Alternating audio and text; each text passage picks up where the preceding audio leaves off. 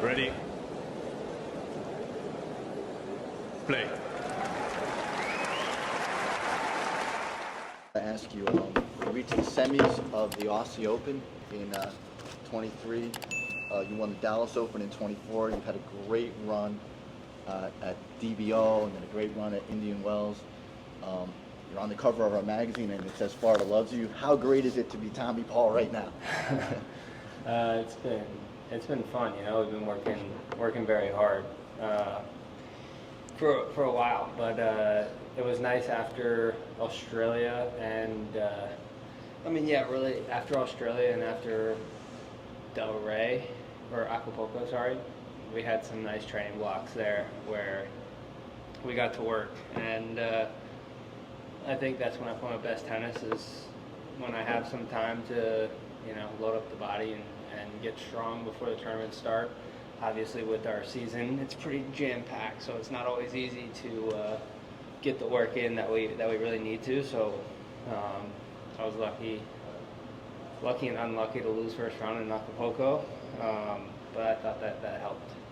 Was there a moment in time or a block where things clicked for you? I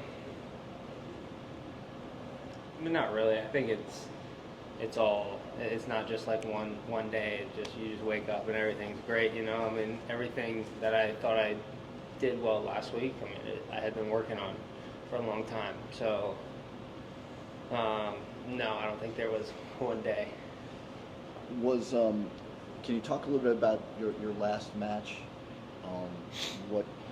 How you did and how you felt you could have changed the outcome, or I mean, I know you did everything you could, but can you talk a little bit about that?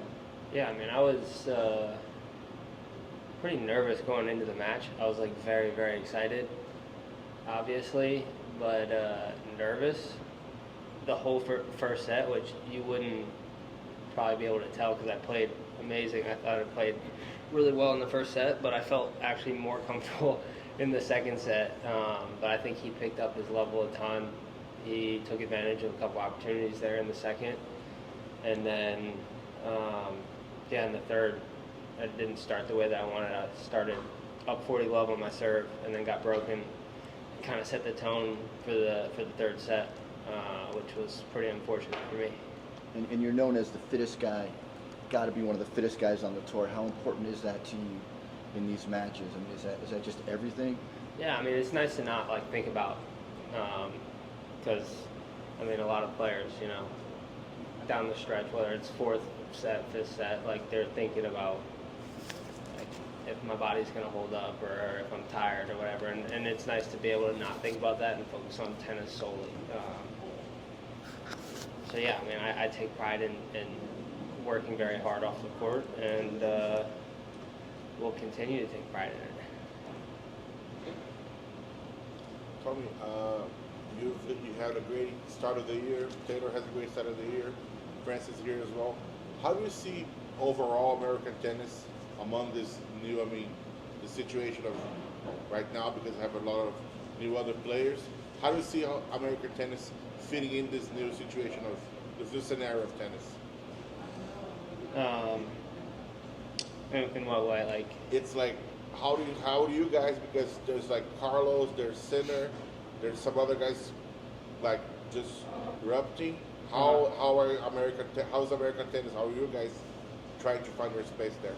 Because you guys have a lot of good results. You won Dallas, Taylor won. Yeah, I mean, I feel like I can speak for all of us when I say we want to win the tournaments that they're winning. We want to win Masters 1000. We want to win slams. Like that's our goal. So hopefully that's where I see us. But yeah, I mean, it's cool. I think that we're all playing good tennis right now, and we all love playing in the States. Obviously, this is probably the last tournament in the States for a little bit for us, but I mean, we all want to make the best of it this week. Tommy, all the serve volleying in the Medvedev match. Can you talk about the preparation that went into that? You know, I mean, my coaches wanted me to serve and volley for a long time, or get to the net as much as I can. And, you know, I really dove into it last week. I wanted to try it in the earlier rounds, and I was doing a bit of crush and rushing on, we call it crush and rushing, but like return and volleying on second serves also. I think just like trying to add a little extra pressure, make my opponent think a little more than I'm thinking. But yeah, I mean, I think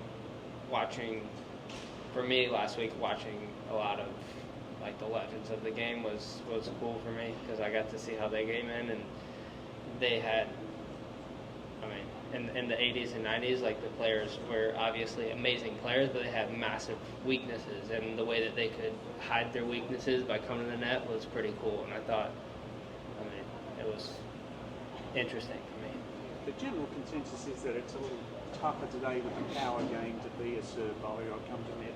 Do you agree with that, or do you think, or is it a play that you might just bring out against a certain opponent, like Daniel, who stands well back to return serve, or might you try to work it into your game more permanently? I would love to work it into my game more permanently, but yeah, I definitely, it's without a doubt harder to serve and volley now than it used to be. I think players hit harder. I think players return better. I think players are, I mean, whether it's because of the rackets or whatever, I think the players are just like better. So yeah, it's harder to get in, but it's also something that they see less of now. So I think it's a really effective thing to mix in. Good. Thank you, Ron. Thank you. One last question. I'm sorry. Thanks, Tom. Yep. I asked Taylor about the difference in the surface between Indian Wells and Miami. Yeah. And he went off on the tennis balls, and then Francis said he's always complaining about the tennis balls, and it's not tennis. So, do you worry about the tennis balls, the surfaces? Where do you come out on that? I'm not asking you to choose one or the other. I mean, it's pretty annoying the amount that we have to change tennis balls. But I mean, at the end of the day, it's every week, so we're kind of used to it. I mean, you're never really used to it, but there's not anything that we can do about it. Like, we can complain about it, but it doesn't change. So I like to try and not think about it. And then with the courts, the courts are a lot faster here this week compared to last week, especially with, the temperatures drop a lot lower in the desert, and it slows down a ton. Here, obviously, it doesn't really get too cold, so that affects the ball for sure. Thanks, Tommy. Best of luck out there. Thank you. Appreciate it.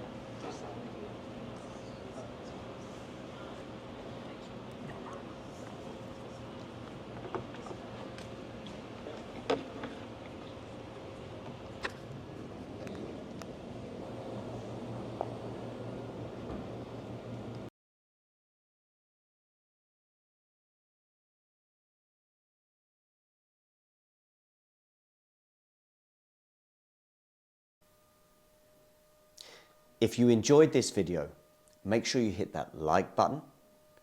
Don't forget to subscribe and click that notification bell so you don't miss out on all things tennis.